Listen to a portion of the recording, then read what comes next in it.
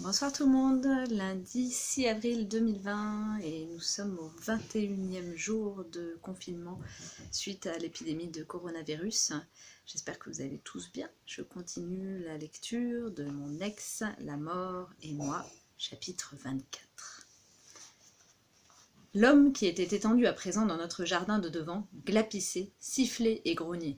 « Donne-la-moi, donne-la-moi » Ma mort lui répondit en criant. « On vient de prendre le petit déjeuner !» Et il accompagnait en rythme la cadence des coups qu'il essayait d'asséner à l'autre, mais que celui-ci esquivait habilement avec son bâton et ses coudes. L'homme en flamme réussit à se reprendre et frappa ma mort de toutes ses forces dans la zone qui était le centre de la douleur pour les hommes. Visiblement, il y avait aussi quelque chose de ce genre chez l'autre, car il était plié en deux par la douleur après que ma mort eut rendu le coup, et s'appuyait sur son bâton, sonné. Les deux hommes fumants se faisaient maintenant face dans notre jardin, qui semblait tout droit sorti d'une représentation médiévale de l'enfer. Apocalypse pavillonnaire sur fond de massifs de fleurs, les limbes dans le jardinet. « Ton heure est venue !» hurlait l'homme, tandis qu'il frappait violemment le corps et le bâton en feu de la mort, en faisant sauter de petits bouts, comme si on essayait d'abattre un arbre immense avec une hache émoussée. « C'est ce qu'on va voir, j'en ai connu bien d'autres !» La mort para un coup, et tordut en une prise le poignet de l'autre si vite et si fort que son bâton en flammes vola au-dessus de la tête et atterrit derrière lui. L'autre plongea pour rattraper son bâton en vol. En deux pas rapides, la mort se retrouva derrière lui et enfonça son propre bâton à travers sa colonne vertébrale. Le bâton laissa une trace luisante de la nuque jusqu'aux hanches. C'était apparemment si douloureux pour l'autre qu'il interrompit ses mouvements. On voyait de petits morceaux de sa colonne sauter à gauche et à droite et des étincelles jaillir de sa blessure, comme si on actionnait une meuleuse sur un tuyau en métal. L'homme tomba à terre, poussa de profonds halètements et se redressa, le souffle court, en s'aidant de son bâton. La mort lui plaça le sien devant les yeux et dit « Désolé mon pote, je n'ai vraiment aucun regret. Et non, tu ne peux pas prendre le petit déjeuner avec nous, j'en ai peur.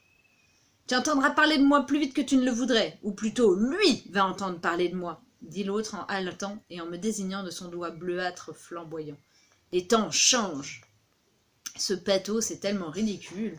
Des tas d'acteurs amateurs agonisaient en se tordant de douleur s'ils pouvaient voir ça. Ça me plaisait que la mort ait emprunté quelque chose chez moi, les analogies pour rabaisser les autres. L'autre avait le souffle court, il était clairement marqué par un combat qu'il n'avait pas pu gagner. Il s'appuya sur son bâton et déclama.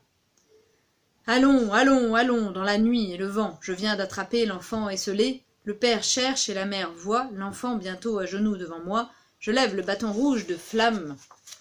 Puis il s'abat et apporte la mort, que l'enfant serve à mes côtés, et ce, pour toute l'éternité. » Il y eut ensuite un bruit, comme si on enfonçait un très gros pouce dans une très grosse bouteille et que, en retirant le pouce, on entendait un très grand plop à cause du vide créé. Et le monde était redevenu l'ancien.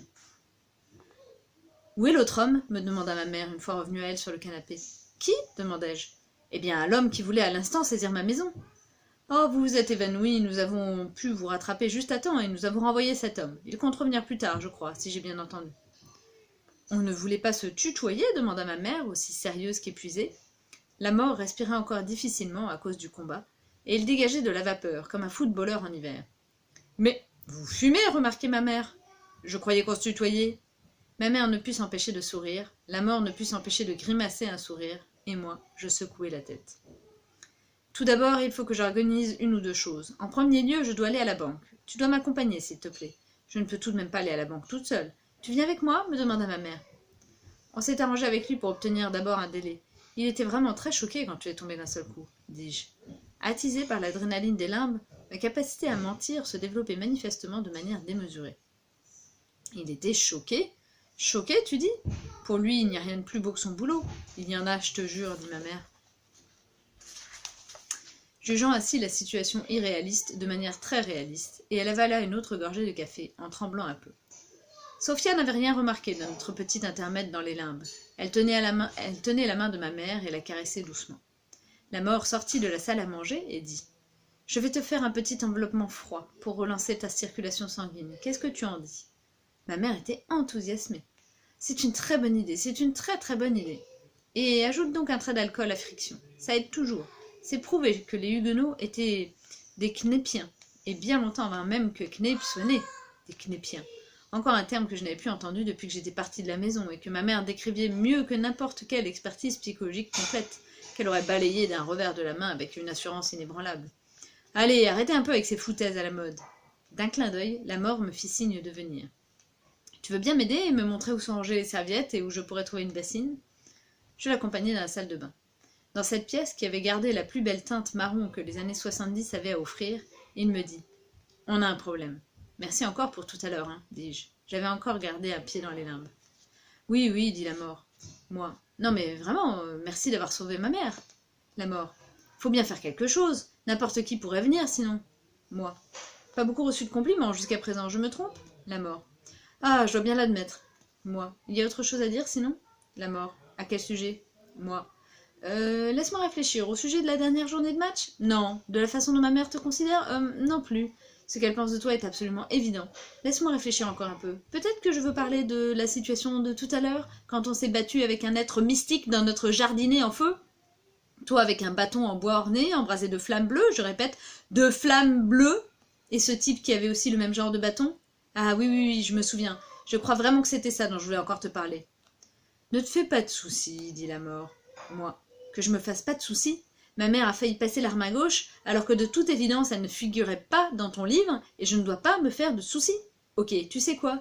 Peut-être que je ne suis vraiment plus pour me faire de soucis maintenant. Peut-être que depuis hier où tu t'es assis sur le rebord de ma baignoire, je ne me fais plus de soucis. C'est que je suis, pour ainsi dire, mort. Je veux juste le savoir. La mort. Tu peux voir ce que tu vois. Ce que je vois. Tu es là où je suis. Tu m'appartiens d'une certaine manière. Et je suis ton garde. Ça ne doit pas être facile à entendre. Moi. Très aimable, merci, génial, génial, génial, génial. Et je pris dans l'armoire de la salle de bain des serviettes pour l'enveloppement des mollets. La mort. Tu parles comme ta mère? Moi. Je viens de m'en rendre compte aussi. Et le truc, tout à l'heure, c'était ce dont tu m'avais parlé, c'est ça? C'est l'autre? La mort.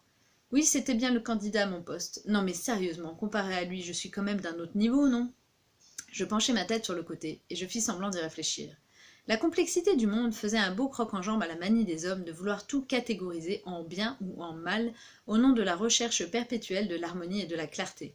Et elle me prit dans ses bras diffus. Mais de toute façon, j'avais toujours eu l'impression que tout était pareil, et que les différences dépendaient uniquement du côté de la tribune d'où on voyait les choses.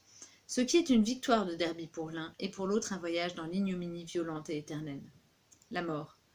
Mais on a vraiment un problème, comme je te le disais avant. L'autre, à qui l'on vient de montrer qui porte encore le faux, veut venir chercher ton enfant. C'est un sentiment agréable quand on s'est lié si étroitement avec quelqu'un qu'on commence à adapter son vocabulaire à celui de l'autre. La mort prononçait des phrases qui auraient pu tout à fait venir de moi, même si elles me déchiraient le cœur, le déchirement le plus douloureux de ma vie. Moi. J'avais aussi compris ça comme ça. Interprétez le poème, je vous prie. Allemand, cours de rattrapage, premier semestre. Alors, que proposes-tu? Je veux dire, pourquoi? Pourquoi d'abord ma mère et maintenant mon enfant en plus? La mort. C'est de toi qu'il s'agit, tu es le sujet décisif, le trophée pour lequel tout le monde se bat. Il s'agit de te détruire. Tout ton avant et tout ton après. Si je te tue et que je protège les tiens, alors je peux continuer. Moi. Et dans le cas contraire? La mort. Ce que ça implique pour tout le monde ou seulement pour toi? Moi. Les deux. La mort. Pour toi, tout le monde meurt. Pour le reste du monde, une mort punitive jusqu'à un nouvel ordre, la fin de l'espoir, un changement de la couleur du monde. Tout ce que vous, les hommes, vous êtes imaginé qu'il y avait après, basé sur l'espoir et la rédemption. Je veille à préserver cette option. Si l'autre gagne, vous pouvez être sûr qu'il n'y aura rien, ou alors quelque chose de pire que rien. Moi. Mince, donc la situation générale est plutôt mauvaise. La mort. Je la décrirais plutôt comme tendue. Mais tu sais ce qu'il y a de bien? Nous nous déplaçons à vitesse humaine. L'autre est soumis tout autant que moi aux lois physiques. Enfin, à l'exception de choses comme l'histoire de la baignoire. On ne peut donc pas d'un seul coup apparaître chez ton enfant et jouer les gros bras. Moi. Le Dalai Lama aussi se réserve chaque fois une chambre dans un hôtel d'aéroport pour que son âme puisse le suivre quand il prend l'avion. La mort. Il a tout compris, le Dalai Lama. Moi. Il reste toujours un problème pour moi. Il faut encore que j'explique à ma mère qu'elle doit nous accompagner dans le sud, et que si elle s'éloigne de plus de 400 mètres de nous, elle... La mort. En tenant compte du fait que c'est la vie de ton enfant et celle de ta mère, sans parler de l'avenir du monde qui sont en jeu, tu aurais intérêt à faire preuve d'une certaine imagination pour la convaincre. Et avant toute chose, tu ferais mieux d'agir très vite plutôt que pas du tout. Mais ce n'était franchement pas mal ce que tu as fait dehors. Si jamais un jour j'ai besoin d'un assistant... La mort tendit la main, en l'air, en attendant une réaction. Moi. Tu ne veux quand même pas que je frappe dans ta main? La mort. J'ai observé ça